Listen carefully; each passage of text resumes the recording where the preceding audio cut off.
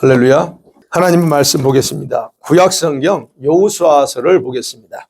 여호수아 3장 7절부터 13절까지만 보겠습니다. 찾으셨죠? 예. 교독합니다. 제가 먼저 7절 읽겠습니다. 여호와께서 여호수아에게 이르시되 내가 오늘부터 시작하여 너를 온 이스라엘의 목전에서 크게 하여 내가 모세와 함께 있었던 것 같이 너와 함께 있는 것을 그들이 알게 하리라.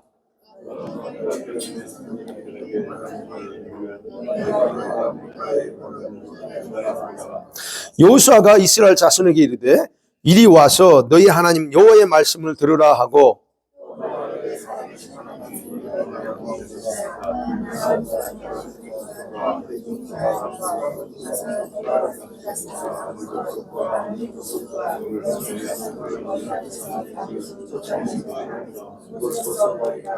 보라 온 땅의 주의 언약궤가 너희 앞에서 요단을 건너가나니 같이 읽습니다. 온 땅의 주 여호와의 궤를 맨 제사장들의 발바닥이 요단물을 밟고 멈추면 요단물 곧 위에서부터 흘러내리던 물이 끊어지고 한 곳에 쌓여 서리라. 아멘.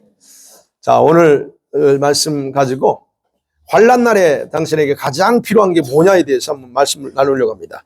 어려운 일이 생길 때 우리에게 가장 필요한 게 뭘까? 여러분, 우리가 기본적으로 우리가 살면서 한 번도 해본 적이 없는 것을 많이 하죠. 그죠? 내일을 우리가 살아가고 오늘 살아갑니다. 근데 오늘 우리 삶 가운데 어떤 일이 벌어질지 몰라요. 어떤 경우는 한 번도 경험해보지 못한 일을 경험할 수 있죠. 자, 그런 일을 하려고 할 때 우리가 처음에는 좋아서 하진 않습니다. 겁이 납니다. 한 번 안 해봤기 때문에 두려워가지고 망설이기도 합니다. 물론 그건 당연한 거죠. 그게 우리 사람이니까. 그래서 여러분, 처음 길을 만드는 사람은 개척자라고 말합니다. pathfinder, 개척자라고 그러죠. 처음 가는 길을 만들어냈던 사람들. 그리고 또 우리는 이제 지금은 많이 이제 인터넷도 발달해서 어딘가 무언가 하려고 하면 실패하지 않으려고 뭘 합니까? 많이 서칭합니다. 사전에 모든 걸 다 조사하고 조사해서 연구합니다. 그래야 내가 실수하지 않으니까요. 그런데 처음에 하든 해본 것이든 아니든 간에 근데 막상 해보면 생각보다 두려울 만한 건 아니라는 것을 해보고 나서 우리가 경험을 통해서 알죠. 그게 바로 보면 우리가 살아가는 삶의 방식인 것 같아요. 예, 누구나 다 처음 가는 길을 갑니다. 근데 우리는 예수 믿는 저와 여러분은 감사하게도 이 하나님의 말씀 속에 이미 우리 믿음의 선배들이 갔던 그 길들, 삶에 대해서 상세하게 기록으로 남겨놓았다는 것. 그래서 여기에 모든 자료가 충분히 남아있다는 것이 우리에게는 복된 것이고 감사한 일입니다. 네. 그렇기 때문에 우리들은 자, 신앙인으로서 그들이 했던 것을 답습하면 우리는 사실 조금 더 쉽게 인생을 살아갈 수 있다는 겁니다. 자, 오늘은 그런 내용을 한번 같이 나눠보려고 합니다. 첫 번째로 생각할게요. 왜 하나님은 우리 삶 가운데 처음과 다르게 행동하는 거예요. 하나님이 여러분 처음 만나주실 때하고 시간이 흘러가면 갈수록 여러분을 대화하시는 게 다릅니다. 왜 다르게 하실까 하는 겁니다. 자, 이스라엘 백성들은 광야를 지납니다. 이제 40년 광야를 지나면서 개척자의 삶을 살았어요, 사실은. 그들은 여러분 그런 면에서 힘들고 40년의 그 고생 다 하는 삶을 살았던 이스라엘 백성들이요. 오늘날 저와 여러분을 위한 샘플입니다. 우리가 어떻게 하면 실패하고 어떻게 하면 성공하고 이게 그들의 삶을 통해서 보여준 샘플이에요. 우리는 미리 실패할 필요 없는 삶을 살 수 있다는 거예요. 왜? 그 샘플을 우리가 줬기 때문에. 그것만 따라가면. 자, 그런 부분에서 여러분 오늘 이스라엘 백성들의 삶을 보면서 살펴보려고 하는데요. 여러분 이스라엘 백성들이 지금 여호수아를 통해서 가나안 땅에 들어가야 됩니다. 모세를 통해서는 이제 출애굽시켰어요. 그리고 이제 가나안 직전 그 요단강 앞까지 왔습니다. 모압 평지라는 곳 딱 왔어요. 근데 이스라엘 백성 인구가 몇 명입니까? 약 300만이 좀 넘습니다. 그 많은 300만에 그다음에 수많은 가축들이 있습니다. 이런 이 사람들을 데리고 어디를 건너가야 돼요? 요단강을 건너가야 됩니다. 근데 지금처럼 뭐 페리가 있거나 보트가 있는 게 아니에요. 그럼 어떻게 이 많은 숫자를 건너가야 될까요? 근데 어쨌든 그 요단강 앞에 와 있습니다. 여러분, 이 강을 건너야 그렇게 꿈꾸던 약속의 땅 가나안을 들어가는 거예요. 그런데 하나님께서요, 여러분, 하나님은 홍해를 건널 때는 어떻게 하셨나요? 하나님 홍해를 직접 물을 갈라버렸습니다. 모세를 통해 손을 들라 했을 때 하나님 하셨죠. 그러니까 결국은 모세를 통해서 하셨어요. 그런데 지금은 이스라엘 백성들이 한 번도 해보지 않은 일을 하라고 여호수아에게 명령해요. 그 명령이 뭔 줄 아세요? 오늘 본문에 나옵니다. 제사장들이 먼저 언약궤를 딱 메고서 먼저 요단강 들어가라고 말합니다. 여러분, 이 명령이 들어가면 되지, 우리가 쉽게 생각합니다. 요단강이 어떤 건데? 그죠? 그냥 쉬운 것 같아요. 그런데 이스라엘 백성들 입장에서는 고민할 수밖에 없는 명령이에요. 왜 고민하는 줄 아세요? 그때 당시 요단강이 엄청나게 꽉 차 있어요. 오늘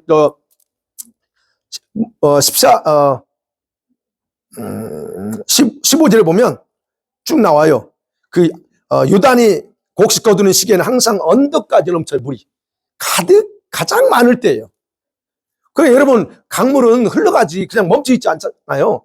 그러면 강물이 흐르기 때문에 제사장들이 위험할 수 있다라고 하는 생각도 할 수 있고, 또 하나는 이런 생각이죠. 꼭 이런 식으로 해야 돼?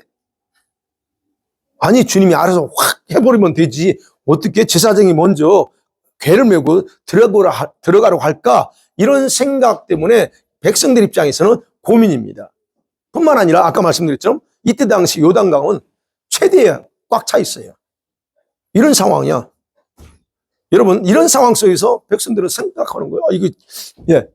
여러분, 이스라엘 백성들이 걱정하는 건 여러분 죄가 아닙니다. 이때 당시에 주님이 명령했기 때문에 그렇게 해야 될까라고 이런저런 생각하는 건 죄는 아니에요. 근데 문제는 뭔 줄 아세요? 문제는 이겁니다. 그런 생각 때문에 행동하지 않는 것이 불순종의 죄라는 겁니다. 하나님께서 저와 여러분에게 뭔가를 요구할 때가 있습니다. 이걸 하라 저걸 하라고 할 때가 있습니다. 그런데 여러분이 뭔가를 생각하는 건 죄가 아니야. 그런데 불순종은 처음부터 정해진 게 아니에요. 우리가 당연하고 합리적인 생각에서부터 시작됩니다. 불순종이 거기서 시작돼요. 차라리 생각을 하지 않았으면 간단하게 순종할 수 있어요. 그런데 생각하면서 뭘 하죠? 고민합니다. 생각하면서 갈등합니다. 과연 이렇게 해야 돼?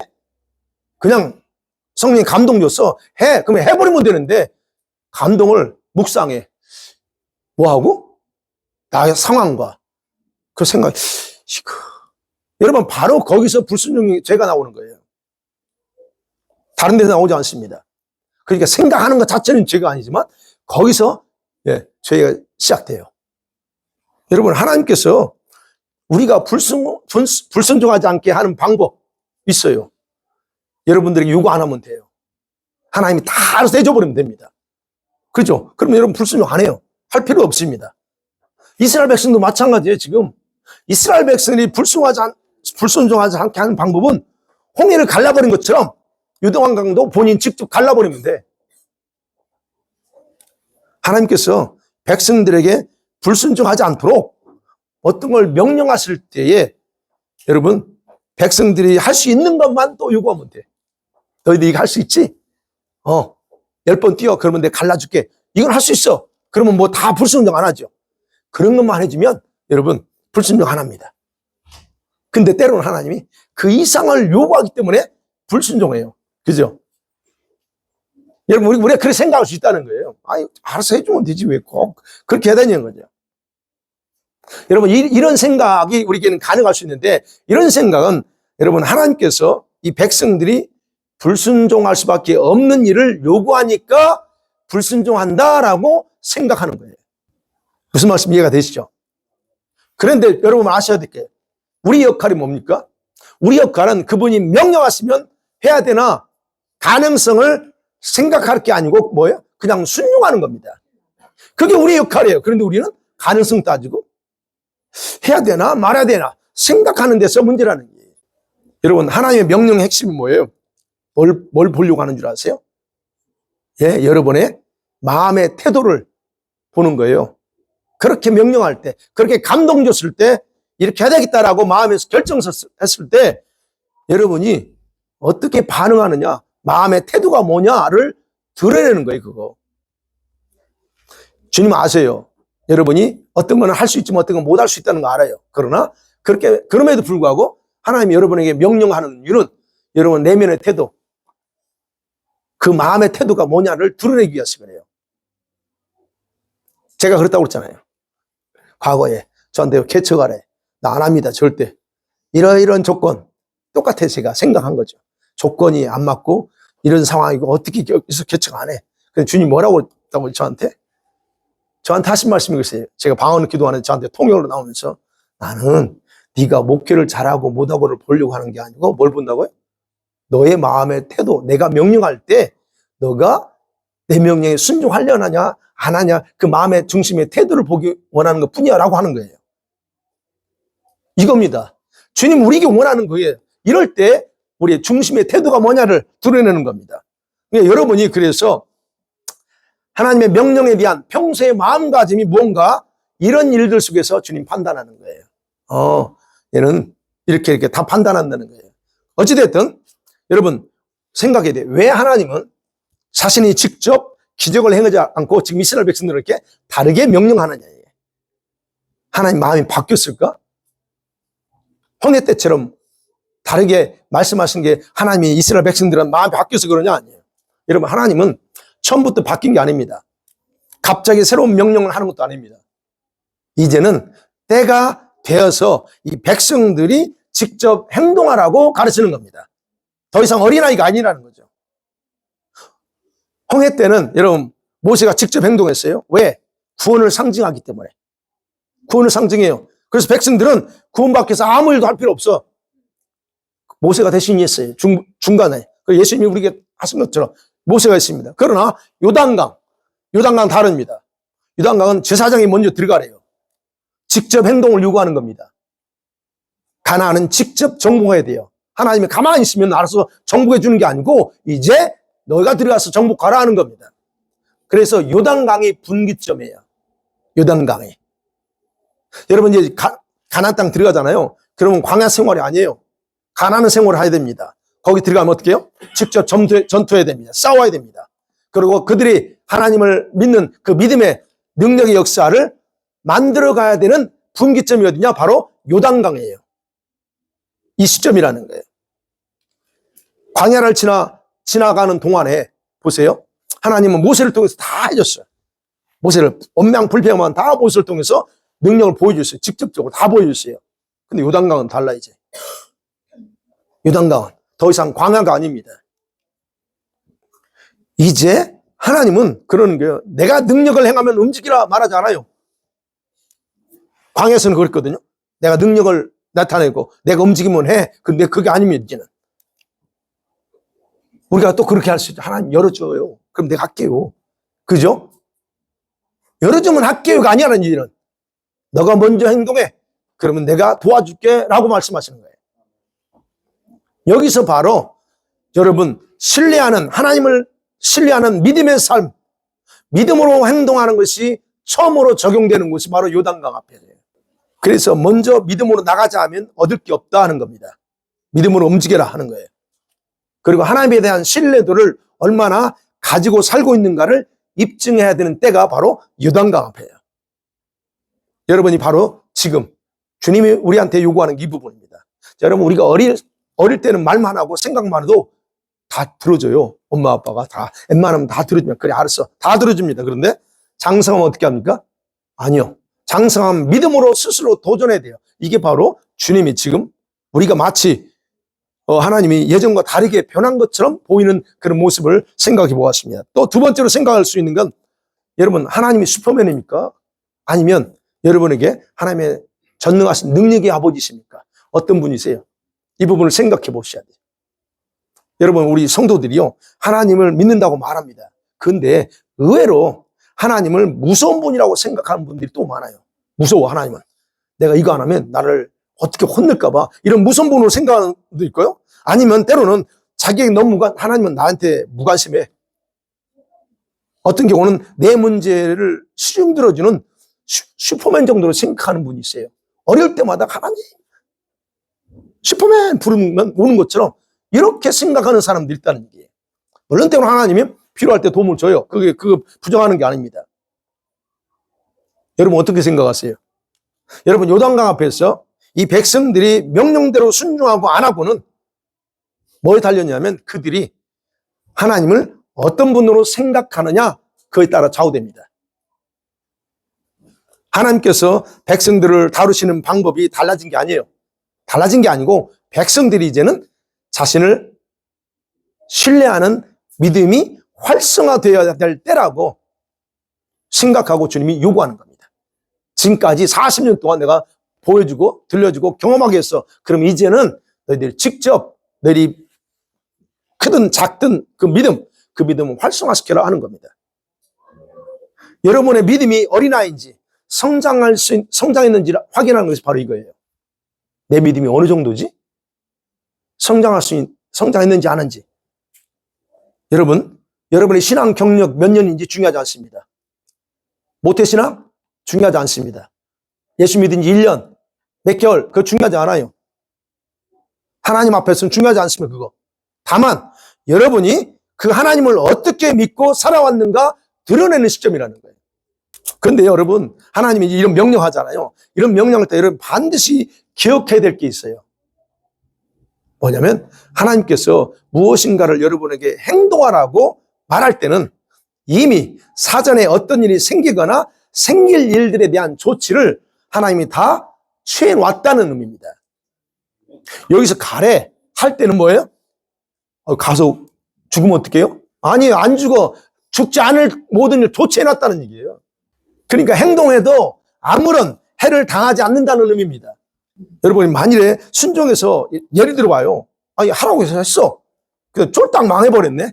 죽어버렸어. 아니면 죽다는 게 좀 그렇다. 전혀 생각지 않는 어떤 심각한 문제를 당했어. 여러분 생각해 보세요. 순종했는데 그런 결과한다? 그러면 심각한 문제가 발생하면 누구의 책임이에요? 그냥 하라는 대로 한 여러분 책임입니까? 누구예요? 하나님이에요. 그러니까 여러분 기억하실 때 하나님은 절대로 이런 손해보는 일을 요구하지 않아요. 그래서 여러분 주님께서 무언가를 해야 된다고 명령할 때는 여러분이 염려하는 거, 그런 염려는 어떤 일도 발생하지 않을 거라는 것이 깔려있다는 얘기예요. 그러니까 주님이 여러분 인도할 때 그렇게 하세요. 죽도록 고생시키려고 인도하는 게 아니고 모든 걸 사전에 탁탁 작업해놓고 가라고 하는 거예요. 그러면 이스라엘 백성이 요단강 그 제사장에 언약궤 메고 들어가래. 그럼 그 말이 뭐예요? 죽는 게 아니고 들어가. 그러면 그 다음에 모든 게 다 있다는 얘기예요. 여러분, 우리가 하나님 말씀을 지키며 산다는 거, 이런 건요, 여러분은 삶에서 새로운 일을 처음 해보는 것 같아요, 사실은. 우리가 이 말씀 여러 가지 있잖아요. 이 명령대로 순종한다? 이게 어떤 분한테는 쉬워요. 근데 어떤 분한테는 쉽지 않습니다. 근데 이게 마치 새로운 일을 처음 해보는 것 같아요. 그렇기 때문에 여러분, 망설여지는 거예요. 그죠? 근데 특별히 말씀을 지키는 것이 우리 성도들은 당연한 의무라고 다 알아요. 우리가 당연히 예수 믿으니까 말씀대로 지켜야지 라고 말을 합니다. 근데 또 실제로 순종하기 위해서는 어떤 때는 대가를 지불해야 될 때가 있어요. 대가 지불해야 돼요. 희생해야 된다는 얘기입니다. 돈도 때로는 물질도 써야 되고, 내가 해야 될 일도 못 해야 되고, 내가 즐기고 좋아하는 것들을 때로는 못 할 수 있어요. 이게 대가 지불이에요. 그래서 사람들이 다 알면서도 선뜻 순종하지 못하는 이유가 거기에 있습니다. 우리는 하나님께서 먼저 어떤 기적을 행하달라고 요구합니다. 그 다음에 행동할게요. 우리가 보통 그렇다는 거예요. 그렇을 때 하나님은 이제는 아니에요. 반대로 먼저 행동해라. 내가 하라는 대로 해라. 그러면 내가 기적과 축복을 베풀어 줄게 라고 훈련하시는 겁니다. 네. 바로 이 시점에서 여러분의 믿음의 진가가 무엇인가가 드러나는 거예요. 명령은 받아, 감동은 많이 받아. 근데 항상 머릿속에서 생각을 안 한다. 여러분 믿음 꽝이에요. 솔직히 말씀드리면 꽝입니다. 그러니까 여기에서 여러분이 하나님을 슈퍼맨으로 여기느냐, 진짜 전능하신 아버지를 믿느냐가 드러나는 거예요. 어린아이 때는 아버지를 아이들이 크면서 그럽니다. 우리 아버지는 다 할 수 있어. 슈퍼맨으로 생각합니다. 그죠? 다 그렇게 생각해요. 뭐든지 다 할 수 있다고 생각합니다. 그런데 장성하면서 아버지의 다른 모습을 보게 돼요. 그죠? 우리 애들도 그러더라고요. 그러니까 저는 뭐든지 다 요구하면 내가 다 해줬거든요. 뭐가 문제 있으면 내가 다 머릿속에 다 나오니까. 그럼 우리 아버지는 뭐랄까, 아이들이 못하는 모든 걸 한꺼번에 다 해주니까 뭘 돈을 준다 이런 차원이 아니고 뭘 고장났어 뭐 어떻게 문제가 있어 그러면 나는 다 알아. 그걸 다 해줘요. 그러니까 우리 애들은 우리 아버지한테 가져가면 다 돼. 이렇게 생각해. 슈퍼맨으로 생각하는 거예요. 근데 아이들이 크더니 우리 아버지가 아니네? 이거 하는 거예요. 여러분, 아버지는 항상 같은 분이에요. 저는 항상 같았어요. 근데 아이들이 성장하면서 어떻게 해요? 이제는 아빠가 아닌 아버지를 바라보는 눈이 달라지는 거예요. 아버지는 항상 자녀들을 교육하면서 훈련하는 목적을 가지고 있죠. 저는 그랬습니다. 개인적으로. 아이들을 훈련시킨다, 교육시킨다는 그런 개념을 했는데 모르겠어요. 그래서 제가 그러면, 아버지는 다 그럴 거다라고 얘기하는 거예요. 근데 그 아버지의 성품이 하나님도 동일하다는 얘기예요. 동일해요. 근데 이렇게 아버지는 그런 마음 가지고 있지만 자녀들을 어떻게 합니까? 아버지와 새로운 믿음의 관계 속에 있어야 됨을 알지 못하고 때로는 항상 똑같이 생각해, 하나님을 똑같이 생각한다는 거예요. 이처럼 우리 성도들이요, 하나님을 그렇게 생각하기 때문에 아버지 마음을 헤아리지 못하는 거예요. 하나님과 관계는요, 믿음으로 견고하게 만들어야 돼요. 또한 하나님을 신뢰함을 통해서 하나님을 하나님으로 인정해야 됩니다. 그렇지 않으면 여러분과 저는 결코 성장하지 않습니다. 그래서 항상 같은 거예요. 20년, 30년 죄송합니다. 모태신앙일지라도 항상 같은 이유가 변화가 없는 이유가 그래서 그러는 거예요. 그래서 저와 여러분 믿음이라는 믿음은 우리들로 하여금 강력한 에너지를 갖게 한다고 그랬어요. 지난주에 믿음은 죽어 있는 게 아니에요. 생명이라고 그랬어요. 살아있다고 그랬어요. 그게 바로 믿음의 속성이에요. 살아있는 거예요. 그런데 대부분 성도들은 자기 믿음을 자기의 좁은 생각 속에 가둬놓고 살아. 그래서 늘 말합니다. 믿음이 없어요. 믿음이 약해요라고 말하는 거예요. 여러분, 믿음은 여러분이 크고 작고를 떠나서요, 그럴 수 있어요. 신앙생활이 오래 안 된 분들은 믿음의 그 강함이 조금 낮아질 수 있어요. 그런데 약한 거하고 다릅니다. 강한 거하고 약한 건 달라요. 근데 여러분 보세요. 항상 약하다고 그래. 자기 믿음. 왜? 자기 생각 속에 가둬놓거든. 여러분, 성경적인 믿음은 절대로 죽은 게 아니에요. 약한 것도 아니라는 거예요. 강력한 생명력을 가지고 있다는 얘기예요. 근데 그 살아있는 생명력을 가진 믿음을 가지고 살면서 왜? 나는 항상 약하다라고, 내 믿음은 약하다고 그래요. 왜? 자기 생각 속에 가둬놓으니까 그래. 그리고 여러분의 그 믿음은요, 여러분의 성품의 색깔에 따라 믿음이 필터링 돼서 나타납니다.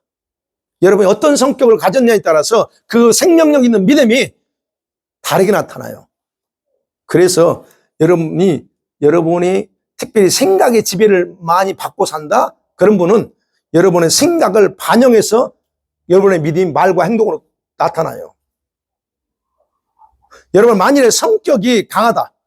그러면 그 강한 성격과 믹스업돼서 성격이라는 포장지에 쌓여서 말과 행동으로 나오는 거예요. 그게 제가 좋다 나쁘다를 얘기하는 게 아니에요. 지금 이제 그걸 얘기하는 거예요. 근데 반대로 또 여러분이 만일에 그럼에도 불구하고 여러분이 성령의 인도를 받으면 여러분의 믿음은 말씀을 싫지 않은 믿음으로 순종의 열매를 맺게 돼 있다는 얘기예요. 그러니까 여러분이 어떤 성격이냐 성품에 따라서 그 믿음의 색깔이 다 다르게 나온다는 얘기예요. 그래서 아셔야 될 게 여러분의 성품이 어떤 성품인가? 내가 무엇에 의해서 지배당하고 살고 있는가? 내 마음 중심에 무엇을 최고의 관심으로 여기고 있는가? 여러분이 살펴보셔야 돼요. 왜요? 그래야 자신의 믿음이 어떤 종류인지, 왜 나는 하나님을 신뢰가 안 되는지, 왜 나는 안 믿어지지? 다른 사람 믿어진다는데 왜 안 믿어지는지, 이런 모든 것들이 다 알 수가 있어요. 그렇다면 성격이 문제라면 바꿔야죠. 고민하시는 분들 많아요. 신앙생활을 오래 했는데 그런데도 자기가 안 바뀌는 것 때문에. 그래서 그러잖아요. 왜 나는 항상 이런 상태일까? 나는 왜 이럴까? 예, 여러분 그런 치유받을 때 나는 왜 이럴까? 남들은 다른데 나는 항상 그래. 이럴까라는 고민이 풀어나갈 수 있는 방법이 그것서부터 시작돼요. 그래서 하나님은 절대로 슈퍼맨이 아닙니다. 그분은 여러분에게 자신의 권리를 요구할 수 있는 아버지예요. 뭘 하라고 할 수 있고, 예, 하지 말라고 명령할 수 있다는 얘기예요. 그렇다면 아버지로서 여러분과 저를 훈련해서 세상을 이기는 자로 살아남길 원하는 게 그분의 마음이에요. 그럼 여호수아와 그 백성들에게 강물에 먼저 들어가, 그러면 내가 기정을 행한다라고 말씀하는 건 뭘 얘기하는 거예요? 그들의 신뢰하는 믿음의 행동을 훈련시키는 거예요. 이제는 너가 해야 돼. 네가 떠서 먹어야 되고 너가 농사 지어야 돼 하는 겁니다. 그러면 그 뭐하죠? 왜 하나님이 이런 훈련을 시킬까요? 왜 이런 훈련을 시키는가 하면, 여러분 가나안 땅에서의 생활은 아까 말씀드렸죠? 자기들이 개척하면서 살아야 되거든요. 개척해야 돼요. 더 이상 어린애가 아니요. 직접 농사도 짓고 집도 지어야 되고 싸움을 살아야 돼요. 가나안 땅. 가나안 생활은 하나님만을 신뢰하는 믿음으로 전투하며 살아야 될 땅이요. 그러니까 직접 하라는 거예요. 그래서 하나님은 어떤 분으로 믿느냐, 어떤 분으로 생각하느냐가 여러분 중요합니다. 그 다음에 마지막 세 번째로, 여러분의 그렇다면 여러분의 가장 필요한 게 뭘까 하는 거예요. 가장 필요한 거. 여러분 우리 성도들이 신앙생활하면서 가장 크게 걸리는 부분이 어떤 걸까요? 여러분 신앙생활하면서 가장 크게 걸려. 인간관계, 어떤 분은 인간관계일 수 있어요. 어떤 분은 자녀가 이 자녀 때문에 걸리는 게 많아. 아니면 여러분의 미래에 대해서 걱정이 되는 게 많아. 그래서 그게 신앙생활하는데 나한테는 크게 걸릴 수 있습니다.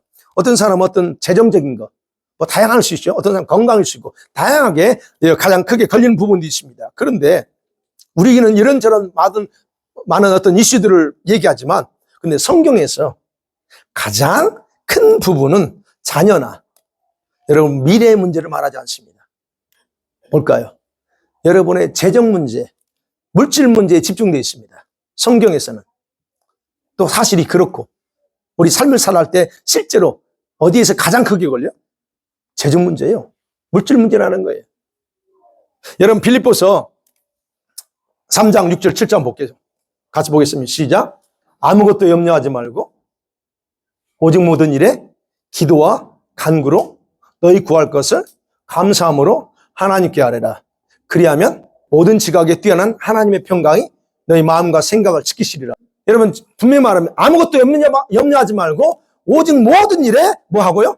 기도와 간구로 뭐라고? 하나님께 간구하래요. 요구하래요. 성경은 분명히 말합니다. 아무것도 염려하지 말래. 여러분 주님이 여기서 말씀합니다. 아무것도 염려하지 말라. 그런데 우리는 어떻게 해요? 우리는 너무 많이 염려하고 많은 걱정을 가지고 살아가요. 말씀의 뜻은 알겠는데요.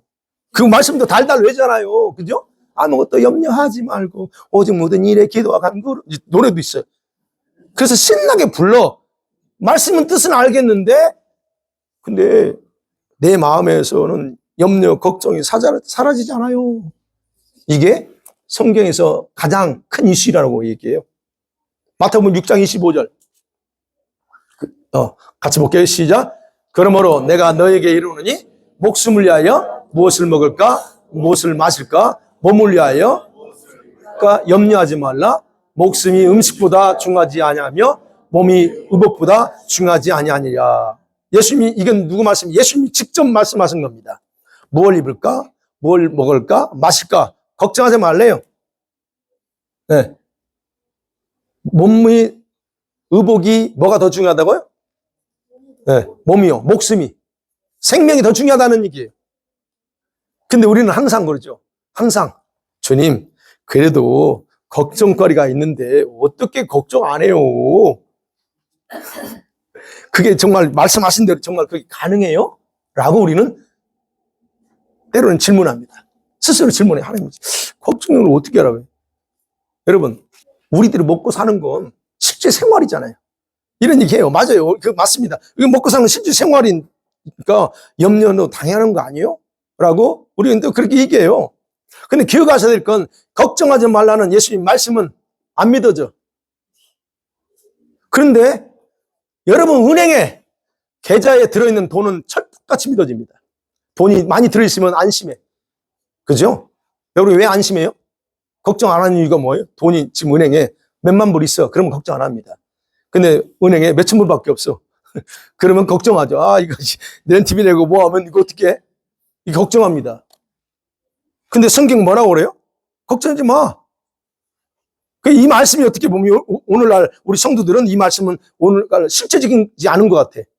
실제 보세요, 주님. 나는 실제 걱정하고 사는데 그거 뭐 해결해 주지도 않으면서 뭐 걱정하지 말라고 그래요. 그게 실제가 아닌 것 같아.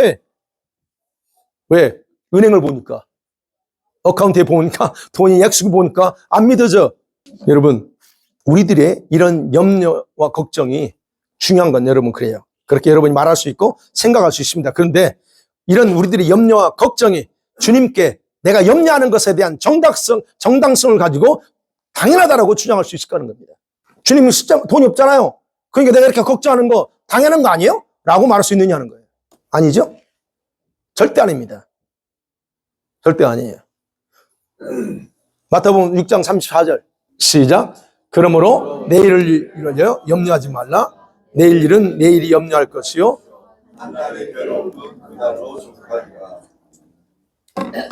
여러분 이 말씀 다 알죠? 여러분 여기서 한 가지 놓치는 게 뭔 줄 아세요? 내일 일을 위하여 염려하지 말라. 그 다음에 내일 일은 누가 염려한다고요? 내일이 염려한다고 그래요. 근데 내가 염려해. 예, 우리는 주님보다 내일을 더 염려합니다. 오늘보다 내일을 염려해. 그죠? 내일 어떻게 살지? 그런데 주님은 반대로 말씀하세요. 내일은 너희가 염려할 게 아니고 내일이 염려한대요. 그 도대체 내일이 누구요? 염려할 대상이 여러분이 아니래요. 여러분 기억하셔야 돼요. 오늘로 끝납니다, 우리는. 오늘 삶에 충실해야 되는 이유가 내일이라는 시간 아직 보장이 안 됐어요. 나에게 주어질지 아닐지 아무도 몰라요. 그런데 우리는 어떻게 해요? 우리는 당연히 주어질 거라고 생각하면서 그건 큰 믿음이야. 믿음으로 땡겨. 믿음을 미리 가불해가지고 걱정하면서 염려하고 불안합니다. 안 그래요? 이건 대단해, 믿음. 대단해. 내일 나는 안 죽는다는 이 믿음 대단한데 그러니까 미리 걱정하지. 내일 어떻게 하지? 여러분 근데 우리가 여기서 다시 한번 제가 정확하게 말씀드립니다. 내일이라고 하는 시간은 누구에게 속했습니까? 여러분에게 속했어요? 아닙니다. 오늘 저와 여러분이 속한 오직 오늘밖에 없어요. 오늘이라는 시간 이밖에 주어지지 않았습니다. 내일은 몰라요. 그렇다면 이 내일이라고 하는 시간은 누구에 속했느냐 하는 거예요.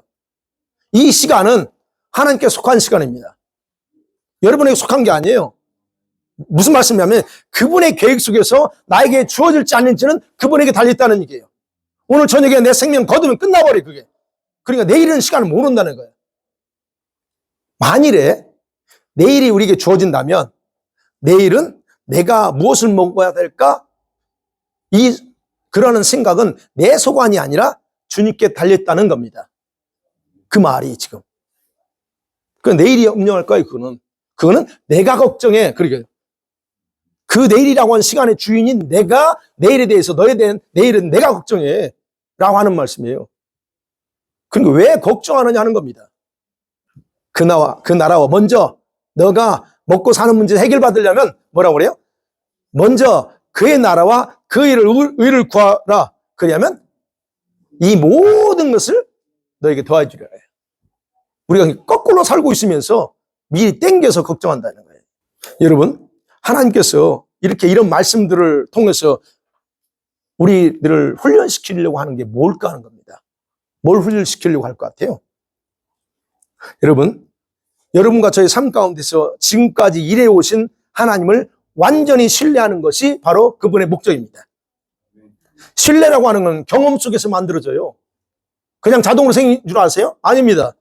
여러분과 경험 속에서, 만남 속에서 신뢰가 생기는 거지 전혀 그런 거 없이 그냥 갑자기 나 집사님 믿어요. 그걸 100% 신뢰합니까? 아니요. 그래서 신뢰는 경험 속에 만들어요. 그러면 그 하나님의 일하심을 경험해 본 적이 있다? 신뢰가 쉬워요. 내 삶 가운데 하나님이 어떻게 일하시고 역사하셨는가를 경험했다면 하나님 그분 신뢰하는데 어렵지 않습니다. 그래서 여러분, 하나님은 전능하세요. 여러분, 모든 필요를 공급해 주시는 신실하신 분이라는 것을 여러분이 완전히 신뢰하는 것을 배우기를 원하는 겁니다. 하나님은 그렇지 않아요. 지금까지 우리 돌이켜봐요. 예, 저도 어렵게 살았습니다. 어렵게 살았지만 못 먹어가지고, 먹을 게 없어가지고 굶어본 적이 없어요. 지금 생각해보면 그래요. 저는 맨땅에 헤딩한 사람이에요. 여기 올 때 돈 없어가지고, 예, 못 모르고 처음에 600원대일 때요. 달러가 600원대. 얼마나 좋아요. 그래서 그때 제가 기억에는 9,000불 정도 가져왔어. 있는 거 다 하고. 그래서 필요한 거 막 이것저것 다 사버린 거야. 몇천 불 다 써버렸네. 못 모르고. 그 다음에 이제 없는 거야. 근데 그렇게 살아왔는데 지금 생각을 할게요. 아이들을 굶겨본 적이 없어요. 그게 뭐냐면, 물론 제가 일한 거죠. 그럼에도 불구하고 하나님은 내게 필요한 모든 것, 내 자녀들에게 필요한 모든 것들을 다양한 방법으로 다 제공해 주셨다는 얘기예요. 누가? 하나님이 그렇게 하셨어요. 근데 그 하나님이 지금까지 했다면 앞으로도 그렇게 할 거라는 겁니다. 왜요? 여러분이 그분의 자녀고 그분이 여러분의 영혼의 아버지니까 아버지가 책임진다는 얘기예요. 시편 16장 8절을 보세요. 다윗이 이렇게 고백해요. 같이 볼게요. 시작. 내가 여호와를 항상 내 앞에 모시며 그가 나의 오른쪽에 계심으로 내가 흔들리지 아니하리라. 이 말씀에 그분이 내 오른편에 계세요. 나는 절대 I'm not shaking이야. 절대 흔들리지 않겠대요. 이게 필요하다는 겁니다. 염려하는 것, 걱정하는 대신에 뭘 할까 고민하는 대신에 옆에 계시면서 내 삶의 모든 걸 책임져 나가시는 그분을 의지하고 신뢰하는 거예요. 그러면 하나 더 생각해 보여요. 그럼 과연 지금 제가 이렇게 얘기하지만 제가 말씀드리는 하나님, 과연 그 하나님은 정말 신뢰할 만한 분인가? 여러분, 시편 19편 11절을 보면 다윗이 고백하는 게 있어요. 보게 시작. 또 주의 종이 이 말씀들로 경고를 받고 또 이것을 지킴으로 많은 상을 받습니다. 자, 이 말씀 뭐냐면 다윗이 이제 여기 이것으로 그리고 이게 말씀이에요. 그 지금 9절, 10절, 11절에 보면 그냥 여호와의 말씀에 대한 얘기예요. 그냥 너무 길어서 제가 뺐거든요. 그 이 다윗은 하나님이 말씀하신 그 말씀을 통해서 경고도 받고 그리고 그 말씀대로 순종하면서 하나님으로부터 상도 받는 그런 고백을 해요. 솔로몬도 젊은 청년들에게 다음과 같이 고백합니다. 잠언서 3장 5절 시작. 너는 마음을 다하며 여호와를 신뢰하고 내 명철을 의지하지 말라. 너는 원사의 그를 인정하라. 그리하면 내 길을 지도하시리라. 스스로 지혜롭게 여기지 말지어다. 여호와를 경외하며 악을 떠날지어다. 예, 솔로몬이 이게 지금 솔로몬이 하는 얘기입니다. 부귀영화를 누렸던 솔로몬 노년에 그가 고백하는 말이에요. 아, 내가 잘못 살았어. 그리고 고백하는 거예요. 여러분, 성경에서 분명히 우리 짧은 경험, 지식, 사람 의지하지 말래요. 하나님만 의지하래요. 그게 당연하다는 거죠. 자, 근데 문제는요. 이렇게 하나님 명령합니다. 명령해도 우리 성도들이 하나님을 신뢰하지 못하는 이유가 뭘까요? 여러분 100% 신뢰하십니까? 이제 거기서 걸리죠. 말은 듣고 다 아는데 여기서 딱 걸려. 여러분 신뢰하지 못하는 이유가 있어요. 여러분이 하나님이 전능하신다는 것도 알고 여러분 모든 삶을 책임져 주신다는 거 알아. 그럼에도 불구하고 신뢰하지 못하는 이유가 있어요. 원인이 있어요. 그게 뭐냐면 여러분 마음속에는 이미 정해놓은 한계가 있어요. 여러분이 정해놓은 한계, 리미테이션을 딱 정해놨어요. 다른 것들, 쉬운 것들은 다 책임져 주지만 이것만은 못할 거야. 자신의 경험과 생각으로 추측하면서 정해놓은 한계가 있다는 거예요. 그것 때문에 안 돼. 그것이 바로 하나님의 능력을 제한합니다. 여러분 그거 없으세요? 과거에 그렇게 하나 100 요청했는데도 들어준 적이 없어. 그러니까 그 경험에 의해서 지금 이것도 주님이 기도해도 역사하지 않을 거야. 이게 벌써 내면에 쫙 깔려 있어요. 자기가 정해놓은 한계를 딱 리미테이션 정해놓습니다. 바로 그것 때문에 자신의 믿음으로 돌파하지 못하고 주저앉아요. 여러분이 마음에 그렇게 한계를 정해놓은 건 여러분 자유입니다. 그러면 생각해 볼게요. 그게 정해놨어. 그러면 여러분 정해놓고 나서 여러분의 능력으로 그 부분에 대해서 뭔가 했어요? 그 문제를 풀어나갈 수 있는 능력이 있었습니까? 근데 우리는 그런 능력이 없어. 그러면서 마음에 딱 정해놔. 그런데 왜 자신이 능력이 없으면서 그 하나님도 마치 능력이 없는 것처럼 왜 하나님을 제한해버리냐는 거예요. 왜 제한하세요? 능력이 없는 것처럼. 여러분이 능력 없는 거지 하나님이 능력 없느냐? 근데 여러분 왜 제한해요? 바로 여러분 이 부분에서 우리가 속아요. 사단이 여러분의 삶에서 하나님의 능력이 나타나는 것을 절대 원하지 않아요. 그래서 사단은 항상 저와 여러분의 근심거리, 걱정거리를 만들어가지고 여러분이 전능하신 하나님을 신뢰하지 못하고 여러분 좁은 생각을 의지하면서 살도록 만들어요. 그걸 인식하셔야 돼요. 이거는 여러분의 생각 같지만 사단이 여러분은 그거 가지고 장난질하고 조종하는 거예요. 그렇기 때문에 여러분의 마음속에 정해놓은 한계 있죠.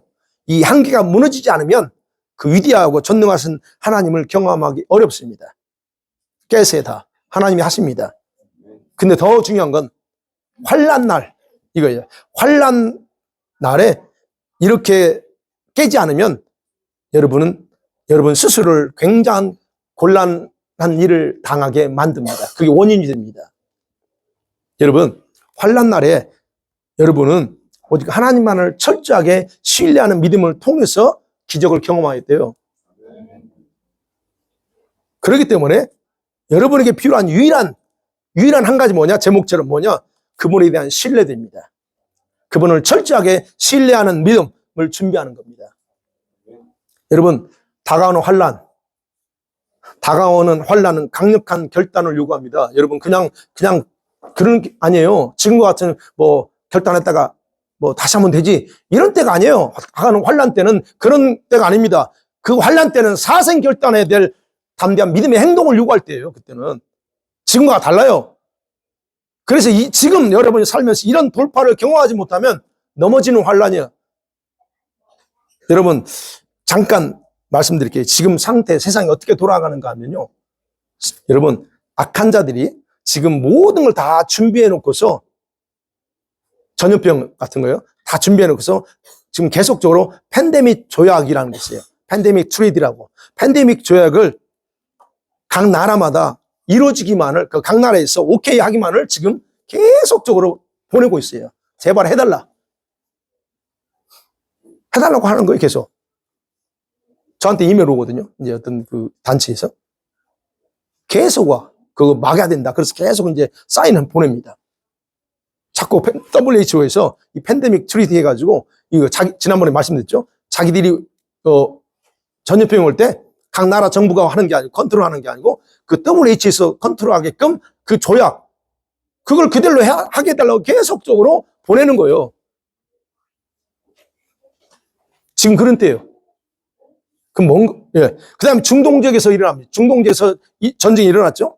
지금 진행 중입니다. 그럼 여러분 지금 이스라엘과 하마스가 시작했지만 이스라엘 남쪽에 해당되는 여러분 걸프만 지역이죠. 거기에 예멘, 사우디 밑에 예멘이 있어요.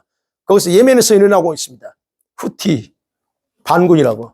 거기서 지금 영국과 미국 계속 이제 이런 상황이에요. 이게 왜 일어나느냐 하는 거.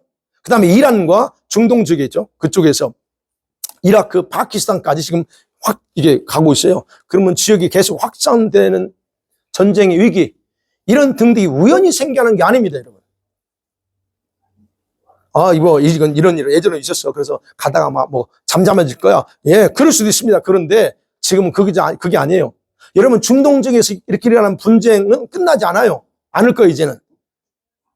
왜요? 하나님께서 요한계시록에 기록된 전쟁을 위해서 지금 조절하고 있는 중이라는 거예요. 이게 뭘 의미하냐면요. 두 가지예요. 다른 전염병을 터뜨릴 시기가 다가왔다는 겁니다. 근데 지금 코로나를 통해서 겪어봤어. 그래서 이제는 다르게 하고 싶은 거예요. 그리고 지금 또 하나 중동적인 전쟁을 많이요? 적그리스도가 등장할 발판을 만드는 과정이에요. 왜 그럴까요? 적그리스도는 전 세계 무슨 사도예요? 평화의 사자예요. 평화의 사도. 그래서 그거를 중재할 한 인물이 등장할 모든 발판을 만들고 있는 때예요, 지금. 여러분 그렇게 생각 안 할 수 있습니다. 그러나 지금 그럴 때예요. 자, 이러한 때에 여러분의 가장 필요한 게 뭐냐? 하나님의 능력을 보는 게 아니고 어떠한 상황 속에서도 그분을 철저하게 신뢰하는 믿음, 그 믿음의 행동, 믿음의 준비가 절대로 필요한 거예요. 사랑하는 성도님, 말씀 맺어볼게요. 왜? 하나님은 우리들이 강해져야 된다라고 말할까? 그러면서 자신을 철저하게 나를 신뢰해라고 그렇게 요구하실까 하는 거예요. 저와 여러분 여기 너무 약하기 때문에. 여러분의 믿음도 약하고 여러분의 영이 너무 약합니다. 힘이 없어요. 이런 상태로는 장차 다가오는 재앙과 환란에서 견뎌내기 어렵기 때문에 주님이 계속적으로 얘기하는 거예요. 강해져야 된다. 준비하라고 얘기하는 거예요. 여러분, 믿음은 도전이에요. 믿음은 도전을 포함한 단어예요. 그냥 믿음 이게 아니에요. 도전을 포함한 단어예요. 믿음은 생명이고 살아있다고 그랬어요. 그래서 믿음은 새로운 것에 대한 도전이 따라야 됩니다. 그렇다면 오늘 지금 여러분 여호수아와 그 백성들이 요구한 건 새로운 도전이에요. 이거 알지 못한 길을 만들어 가야 되는 게 우리의 믿음이에요. 그게 바로 히브리서 11장에서 나오는 믿음의 선배들, 그 선배들이 그런 삶을 살았잖아요. 네. 그래서 우리는 연약하지만 이들처럼, 여러분, 이들처럼 될 수 있습니다. 그래서 우리에게 모범을 보여주는 거예요. 이대로 해. 그러면 너희들도 된다는 게.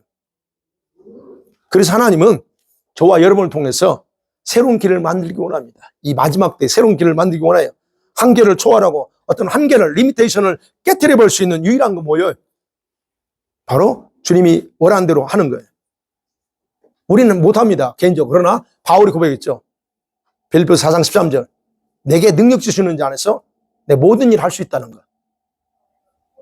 이것을 성경은 우리는 신념이라, 할 수 있어 라고 신념이라고 생각하지만 신념이 아닙니다. 신뢰하는 믿음의 행동입니다. 이게 성경에서 말하는 거예요. 신뢰하고 믿음을 행동하는 거예요. 그러니까 아까 그랬죠. 여러분 생각 속에 한계를 정해놓았다고. 여러분 신뢰한다 할 때 신뢰 속에는 한계라는 게 존재하지 않아요. 하나님을 신뢰합니까? 그렇다면 거기에는 한계를 정해놓으면 안 돼요. 만일에 여러분이 생각할 때 한계가 있다고 하는 건 여러분 스스로 그렇게 생각하는 것 뿐이에요. 여러분 속에 존재하는 거지. 근데 하나님은 안 그래요. 그러니까 제가 말했죠. 먹고 사는 생활의 문제가 실제예요. 그렇다면 하나님을 신뢰하는 믿음도 실제해야 돼요. 여러분께 질문 하나 할게요. 질문. 여러분이 평가, 하나님의 신용도, 하나님에 대한 신용도는 몇 점인 것 같습니까? 크레딧 스코어가 몇 점인 것 같아요? 우리 정부에서 우리 신용도 체크하죠? 은행에서 체크합니다. 거기에 따라서 하죠. 론도 얼마나 줄지 안 줄지? 여러분이 하나님에 대한 신용도 어느 정도, 몇 점 정도 줍니까? 100점에서. 나왔어요? 여러분의 은행의 돈보다 더 신뢰할 만한 분인가? 제가요, 영어로 말하려고 다 써놨다가 부끄러워서 영어로 말 못합니다. 그냥 한국말 해요. 여러분 보세요. 그렇다면 여러분이 정말로 하나님을 신뢰한 분이라고 믿는다면 그분이 지금 이스라엘 백성들이 요단강물에 발을 내디디러 간다 하면, 아니 오늘 여러분에게 뭔가 주님이 이거 했으면 좋겠어 라고 말한다면 여러분이 그렇게 할 수 있겠어요? 여기서 생각한다니까. 여기서 아멘이 바로 나와서 그게 받아야 되는데 여기서 할 수 있어요? 물어보니까 집사님 한 분밖에 아멘 안 해요. 예, 여러분 기억하셔야 돼요. 요단강이 갈라지게 하는 것은 하나님이 아닙니다. 제사장들의 믿음의 행동이에요. 그 믿음의 행동을 통해서 갈라버려 하나님이. 여러분요, 성경은 내 믿음이 너를 구원했다 그러죠. 많이 나오죠. 내 믿음이 너를 구원했어. 그런가요? 아니야, 예수님이 고쳤어요. 그런데 표현합니다. 네 믿음이 너를 고쳤어 라고 얘기해요. 그럼 무슨예요? 너의 그 믿음의 행위를 통해서 나는 단지 해줬을 것 뿐이야 하는 거예요. 그러니까 기적은 믿음의 행동을 통해서 나오는 거예요. 그냥 믿음의 돌파, 이건 정면으로 돌진하는 겁니다. 그래서 믿음은 행동하지 않으면 절대 성장이 없습니다. 단순히 교회 나오고 예배하는 것으로 성장이 가능하다고 믿는 거 완전히 잘못된 거예요. 그렇게 되면 여러분 모양만 가져요. 하나님을 신뢰하는 믿음의 행동이 없어. 훈련이 안 돼. 그럼 여러분에게는 모양만 있어. 믿음의 모양만. 경건의 모양만 있지 속 알맹이 없다는 얘기예요. 그런데도 자기는 그게 믿음이래. 지난주에 뭐라고 했어? 그게 믿음의 그림자다. 실체가 아니에요. 껍데기야. 근데 그게 진짜라고 믿어. 그래서 주님의 신뢰한다 하는 문제는 오늘만을 위한 게 아닙니다. 대환란으로 들어가며 우리가 지금 대환란 들어가는 가면서 당하게 될 고난 속에서 견디기 위해서 가장 필요한 훈련이 바로 이거예요. 하나님을 신뢰하는 믿음을 이제 좀 구체적으로 말해서 하나님을 신뢰하는 믿음은 어떻게 준비할까요? 이 부분에 있어. 제가 설교하면 가끔 알겠는데 어떻게 해야 될지 모르겠대. 여러분, 하나님을 신뢰하는 믿음을 어떤 식으로 준비할까요? 작은 일에서부터 시작하세요. 작은 일. 작은 일. 어떤 일이요? 여러분의 영혼을 돌보는 일이 가장 중요합니다. 어떤 일일까요? 기도하느라, 일하느라 여러분 기도하기 힘들죠? 그죠? 피곤합니다. 그래서 예배 생활, 기도 생활 못해요. 늘 말해서 주일날만 나와. 그거 가지고 안 된다고 했죠. 그러면 일하느라 기도하기 힘들고 피곤해. 그럴지라도 기도와 예배 생활에 시간을 투자하는 거예요. 해보세요. 해보지도 않고 아이고 피곤해가지고 해보기나 하고 해 제발. 내가 정중 회장을 안 됩니다. 해봤어? 그때 그 인상적이었어요. 해보지도 않고 경험도 안 해보고 무조건 안 된다고 해.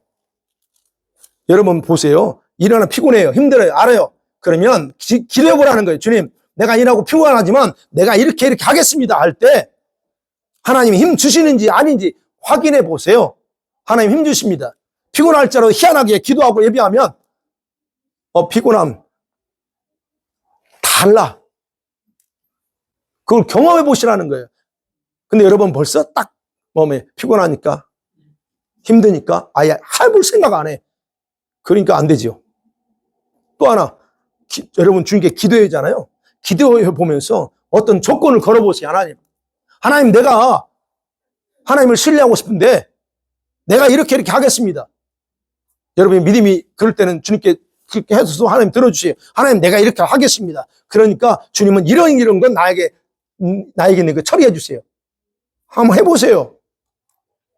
그러면 주님이 여러분이 하시는가 안 하시는가 그걸 통해서 여러분이 신뢰를 쌓아야 돼요. 할 수 있죠. 그거는 무조건 힘들다 피곤하다고 들어놓지 마세요. 그렇게 가면 평생 못 갑니다. 여러분 언제 하려고요?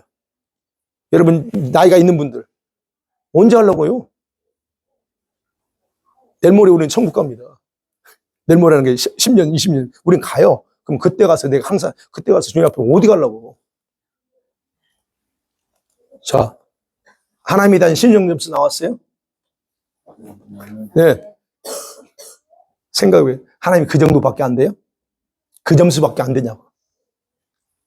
여러분, 왜 주님을 신뢰하지 못하는가에 대해서 여쭤봤어요. 제가 이제 주님, 왜 우리가 신뢰하지 못하죠? 아버지를 전능하시고 위대하시다고 믿는다고 하면서 왜 주님을 신뢰하지 못하죠? 라고 할 때 주님이 저한테 이런 말씀이야.